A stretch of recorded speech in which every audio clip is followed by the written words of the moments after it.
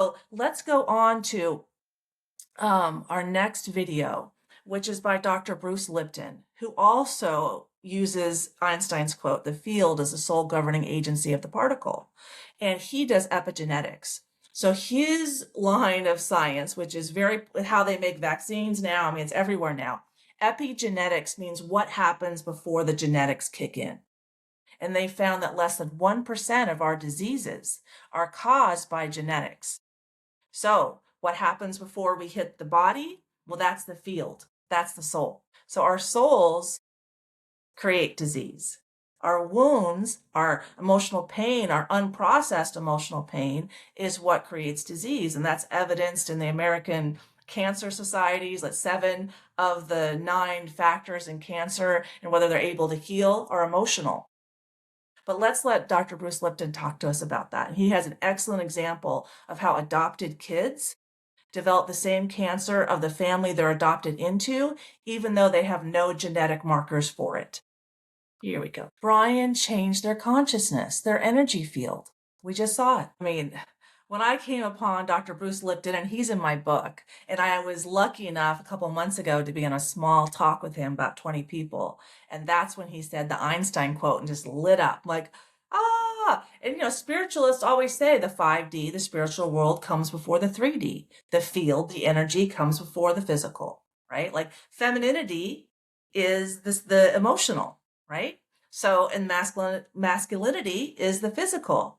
A woman drops her handkerchief, she surrenders, so the man can decide how to act, how to climb. That's the way of the world. So let's get into this other video that really starts to do a deep dive on the liberal mindset that, because I identify as a liberal, I'm good. I'm good because I'm a liberal. And this is egoic circular logic that you can't get out of. And Carl Jung calls that the ego. And Carl Jung is all over my book too. And my favorite quote from Carl Jung is, "One does not become enlightened by imagining beings of light, but by making their darkness conscious." Well, we now know the field is the sole governing agency of the particle. So where does the darkness reside? But in the field, in the soul, as a wound, as fear, guilt, and shame. And when you have so much fear, guilt, and shame in your soul, and you're programmed by society, by your family, by everybody, by media, then that's how you calibrate your nervous system for fear, guilt, and shame, and why people get so reactive, because they're constantly triggered, thinking that, throwing them into fight or flight. See how this all works? Okay, so let me pull up this next video of this woman. Oh, right.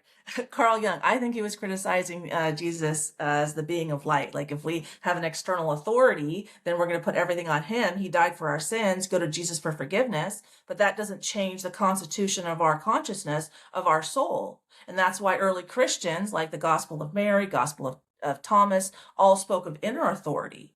In order to expand our emotional range, become more mature, grow and learn from our challenges, we have to take personal accountability. Where does this come from?